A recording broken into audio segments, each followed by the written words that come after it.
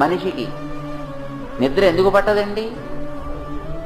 భయమైనా ఉండాలి, కోపమైనా ఉండాలి, కోరికలైనా ఉండాలి. ఏదో ఒకటి లేకపోతే మనిషికి నిద్ర రాకపోవడానికి ఉండదు.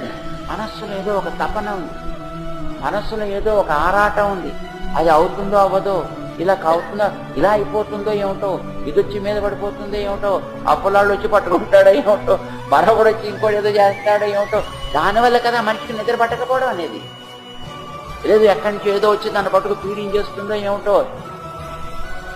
మనస్సులో ఉండేటటువంటి భయం వల్లనో, కోరికల వల్లనో, ఆశ వల్లనో ఏదో ఒకటి కారణం అవుతుందండి. ఎప్పుడు మనిషికి నిద్ర పట్టడం లేదు అని అంటే అవి లేకుండా ఉందనుకోండి, మనసు ప్రశాంతంగా ఉందనుకోండి, హాయిగా గుండె మీద చేయి వేసుకొని వాడు చక్కగా నిద్రపోగలుగుతాడు.